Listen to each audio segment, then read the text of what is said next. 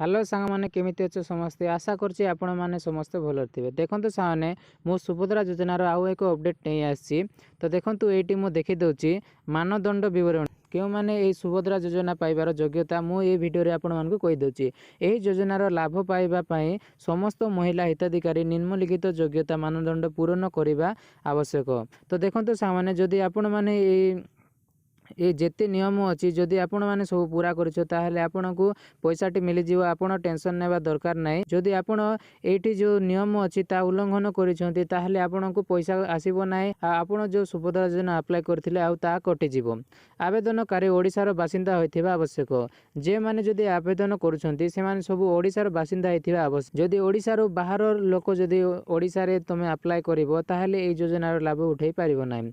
आवेदनकारी NFSA/SFSS अंतर्भुक्त होइथिबे। NFSA/SFSS रु वंचित थिबा परिवारर जड़े महिला सुभद्रा अधीन रे आवेदन करि पारिबे जदि तांको परिवारर वार्षिक आय 2,50,000 रु अधिक होई नथिबो। देखंतो सामाने तम वर्षकर जो इनकम अछि ता 2,50,000 हेतिबार अछि न तारु कम हेतिबार अछि ताहाले जायगर तम ए योजनाटी आवेदन करि पारिबो। एही योजना अधीन रे योग्य हेबा पई आवेदनकारी बयस धार्य तारीख अनुजाई 21 वर्ष किंबा अधिक वर्ष 60 वर्ष रु कम हेबा उचित। तो देखो सामाने ये जो योजना अच्छी यहाँ अप्लाई करने आपणकर मिनिमम एज 60 रु 21 मध्य 60 पर्यंत रहीबार अच्छे। तार 21 रु अधिक आउ 60 रु कम थिबार अच्छे। ताटू अधिक थिले आपण ए योजनार कटिजिवे।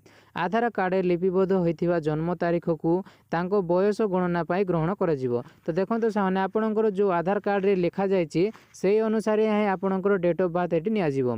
आर्थिक वर्ष 2024-25 पाए धार्य तारीख 1/7/2024 तारीख सुधा महिला बयस 21 वर्ष किंबा ताठारु अधिक एवं 60 वर्ष कम हेबा आवश्यक। तो देखो सामान्य 2024-25 रे जो माने जो अप्लाई करूछंती तांकर 21 रु अधिक आइथिबार अछि आ 60 रु कम थिबार अछि ताहेले जाय से माने अप्लाई करि परिबे। तेणु आवेदनकारी जन्म तारीख 2/7/1964 ठारू 1/7/2003 पर्यंत हेबा उचित। 2024-25 पाए जदि जड़े महिला 1/7/2024 पर 21 वर्ष अतिक्रम करेंगे 1/7/2024 पर आपड़ जदि 21 वर्ष हो जाउछंती तेबे योजना अवधिर अवशिष्ट वर्ष गुड़िक वार्षिक 10,000 टंका मिलिबो। तो सेतिरे जदि आपण हो जाउछंती ताहेले भी आपनको 10,000 टंका मिलिबो। सेही परे जेउ महिला 1/7/2024 पर 60 वर्ष पूर्ण करिवे तांको योजना अवधिर अवशिष्ट वर्ष गुड़िक यही सहायता दियाजिबो नाही। तो देखंतु सामान्य 1/7/2024 सुधा आपणकर 60 वर्ष रु अधिक हो तो आपण माने ए योजना लाभ उठाई पारिबे नाही। निम्नलिखित महिला माने योग्यता मानदंड पूरण करथिले मध्य एही योजनार लाभ पाइबा पाए अयोग्य हेबे। जो महिला मासकु मोट 1500 टंका किंबा ताठारु अधिक किंबा वार्षिक मोट 18,000 टंका बा ताठारु अधिक कौनसी राज्य किंबा केंद्र सरकारी सहायता यथा पेंशन छाड़वृत्ति इत्यादि ग्रहण करुछंती। तो देखंतु सामान्य आपण जदि पेंशन किंबा मासिक 1500 सरकार तरफ कि 18,000 टंका एमती किसी कौन से राज्य तरफ केंद्र सरकार किंबा पेंशन एमती सब पाउछंती ताहेले भी योजनार आपण माने कटिजिवे। जड़े महिला निजे किंबा तांको निजर परिवार सदस्य जदि वर्तमान किंबा पूर्वतन संसद किंबा विधानसभा सदस्य होइथिबे जदि आपणकर परिवार रे किए संसद किंबा विधानसभा रे सदस्य थिबे ताहेले भी से माने ए योजनार लाभ पाई परिबे नै। आयकर होइथिबे ताहेले मध्य आपनको पैसा मिलिबो नै। जे कोनोसी सहरांचल स्वायत्त शासन संस्था किंबा पंचायती राज अनुष्ठान रे निर्वाचित जनप्रतिनिधि होइथिबे जदि आपण कोनोसी सहरांचल शासित शासन संस्था किंबा आपण निर्वाचन जनप्रतिनिधि होइथिबे ताहेले भी आपनको ए पैसा मिलिबो।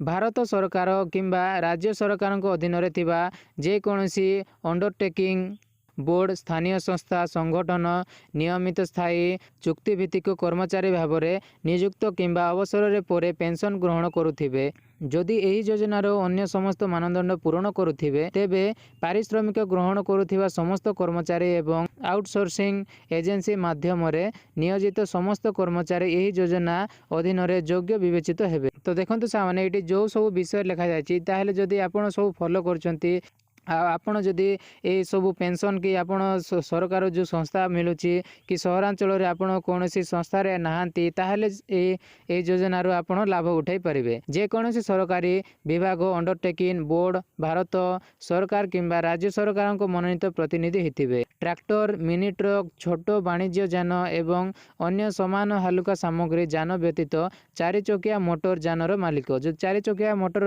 ଯାନର ମାଲିକ ଅଛ ତାହେଲେ ବି ଆପଣଙ୍କର ଆବେଦନ ସ୍ୱୀକାର କରାଯିବ ନାହିଁ ଆଉ ଆପଣଙ୍କ ନାଁ କଟିଯିବ। ଆବେଦନକାରୀଙ୍କ ପରିବାରର ଜଳସେଚିତ ଜମିର ପରିମାଣ 5 ଏକରରୁ ଅଧିକ ଓ ଅଣଜଳସେଚିତ ଜମିର ପରିମାଣ 10 ଏକରରୁ ଅଧିକ ହୋଇଥିବ।